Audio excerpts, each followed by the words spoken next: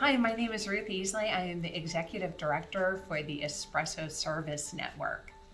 In the commercial espresso industry, we've got a lot of talented technicians, but one of the things that costs consumers or equipment owners more money than is necessary is the time it takes a technician to tear down an espresso machine. So we're going to be doing quite a few teardown videos. This particular one is on the Nuova Simonelli Aurelia Wave Digit, and I believe it has auto steam wands. I hope you find it beneficial, and I'll see you later. So, first of all, the machine, whenever you're working on it, should be unplugged because there are high voltages inside the machine. If you are an experienced tech, however, you can work on the machine, but I only recommend that for experienced technicians only. So the first thing to gain access to the top and into the boiler and stuff, there will be 2 Phillips screws right here. This particular machine does not have them. So with the top of the machine off, you have access to your vacuum valve, safety valve, your brew valves, your cold mix valve, your hot water valve. This particular unit is utilizing auto steam, so here's your auto steam valves. Your pressure switch, but this is a digit format, so the pressure switch is actually only a safety device. So if you're doing a general preventive maintenance and you're going to be replacing some of the O-rings on the brew group, you'll need the top off, and we're also going to remove the front of the machine here, and there's 2 additional Phillips, and these are slotted so they do not need to be removed. And there's 2 other Phillips which have access points right underneath here. Now if this was a 3 group, so once you have the 3 screws underneath and the 2 screws on top loosened, you're just loosening them. This can slide out and you can place it on top of the machine. Now you have access to both of your infusion chamber caps to pull those off and replace those O-rings. This also makes it easier, especially if you're on a digit or a T3, to be able to remove your bayonet and change the O-rings in those, because they do have the auto rinse sensors which are on the side of the group. And you, when you have the auto rinse sensors on the group rings, you're going to want to take off additionally these group panels, group cover, which is just going to be 2 screws.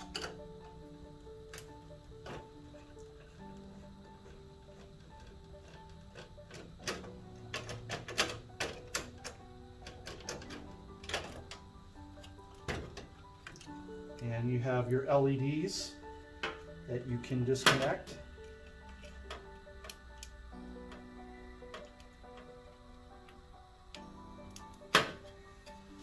And of course, go ahead and clean your panel. And now you have better access, because if you can see, our proximity sensor is for our portafilter for the auto rinsing.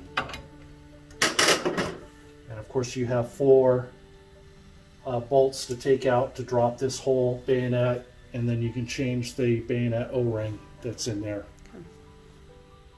Great.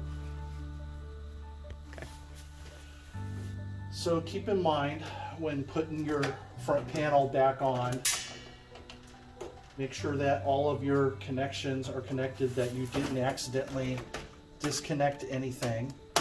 Like in this case, I disconnected the USB, because there's a USB access point underneath here to update any software. And of course, once we have that, we can just slide it right back into place.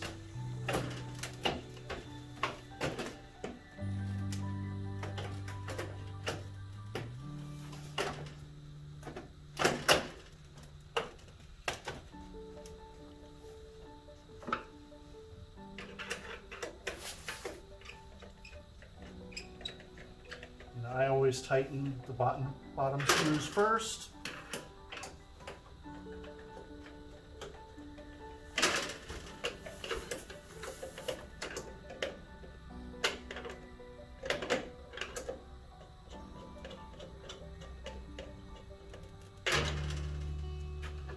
And then our top 2 screws.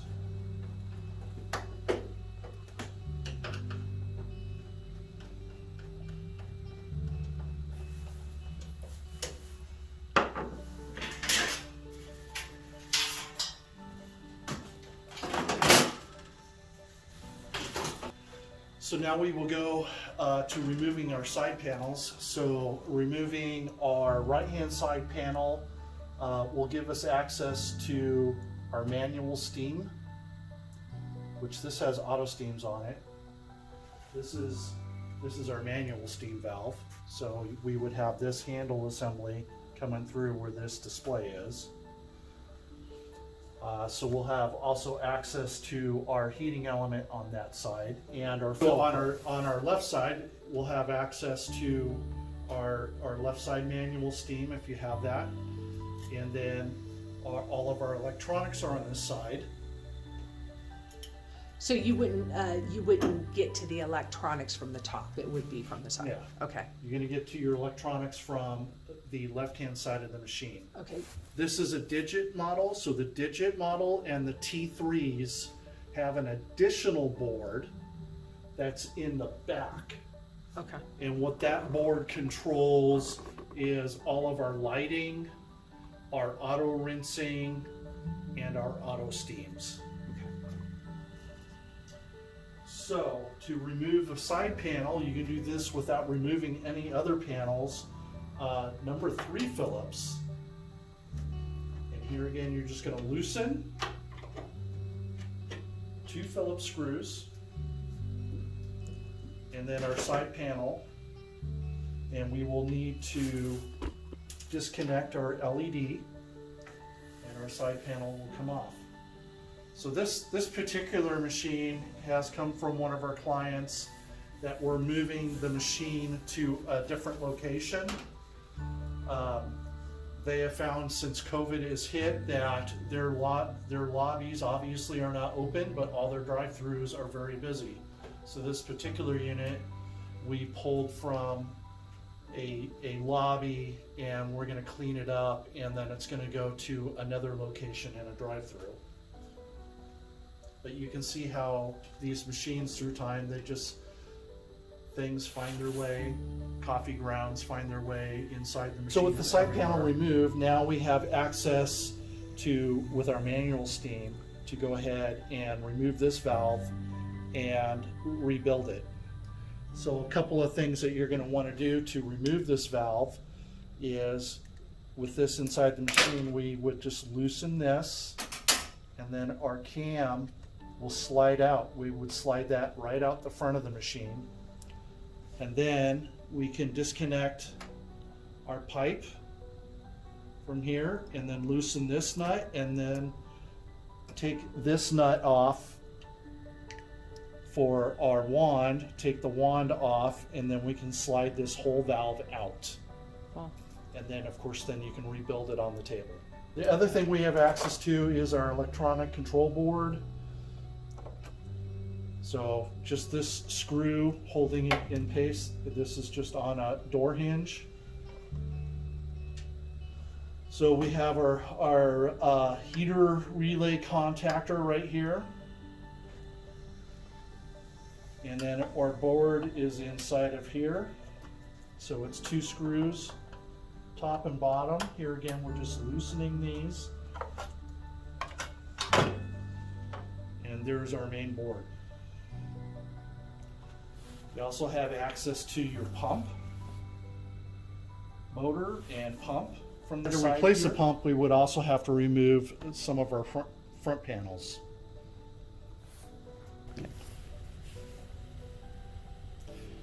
Here again, this machine is here for cleaning, so some of the things that we're going to clean up is all these cavities here that are typically have no access to cleaning. And taking off the panels and cleaning all the panels. So if you're just going to service your steam wand, ball joint, O-rings, you're going to want to take this lower cover off. It is just one screw.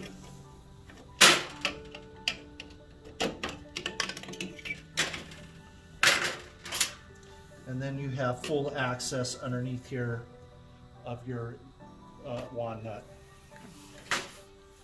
If you need access to where your solid state relays are and where your flow meter is, and also getting at your pump, we are going to get access to our front panel here.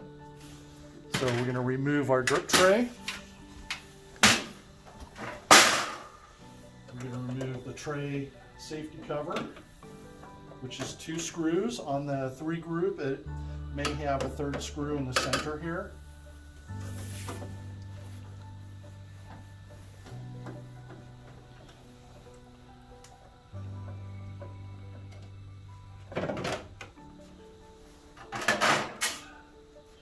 So you'll see here's our main drain cup. This is where all of the valves are dispersing the pressure down the drain. We have our main coming in, main water supply. That is our pump right there, our pump adjustment. This is a bypass for manually filling and also to drain the boiler itself, and that is the drain cap. Our expansion valve. Our main on-off switch is underneath this cover. And then this is our solid state relays for our heating element. That is just on your V digit and T3 models. Here's our fill valve for the boiler.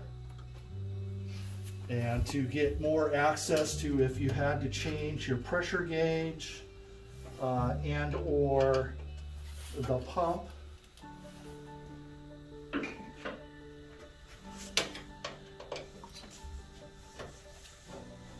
going to loosen these 2 screws here.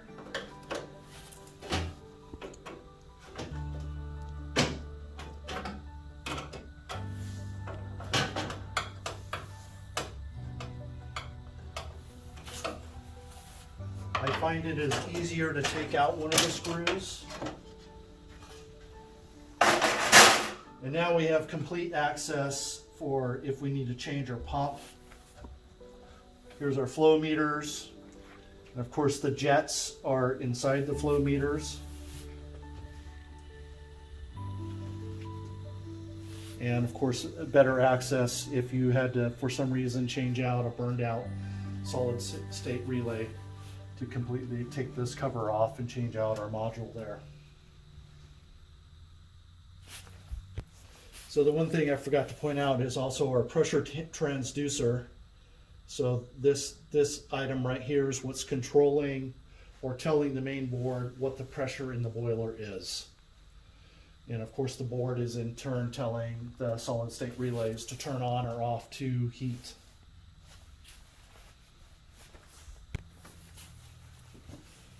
So now we're going to go and take off our right side panel. I went ahead and left all our other panels off, but all the panels can be in place for you to have access to your heating element and fill probe. Here again, we just loosen these 2. One of the things I love about this machine, this is a digit model, is its temperature consistency is really good. The customer was considering the T3, but after running this for a period of time, and it is in a high volume situation, they found that they really did not need that much, the additional control over the temperature. And just the fact that it's really easy, most of the panels are really easy to take apart versus some other units. So here we have access if we need to take our fill probe out to clean it. Here's our heating element, our safety device for the heating element, and all the new machines, all the boilers have this blanket on them. So the only other board that we would need access to, we would have to remove the back panel. So obviously on site, sometimes that can be a daunting task. So the only reason you would need to remove the back panel is to get to the back accessory board. And of course, Do you have to pull the sides to no, get to the back? You do not have to pull the sides. So it's just 2 Phillips screws right through these holes that you're loosening. And you see, it just popped out at me. This is a really great machine because you don't have to tear off one panel to tear off another panel. Correct. That's very nice. Except for the front. Obviously the front, to get at the front panel, you have to take the drip tray out. Sure. And of course this is our accessories panel. So this is running our auto steam, it's running our auto rinse, and digital displays for the auto steams, which is redundant because the auto steam is also displayed on the main board. So this board is only on the Digit and the T3 models will have this board.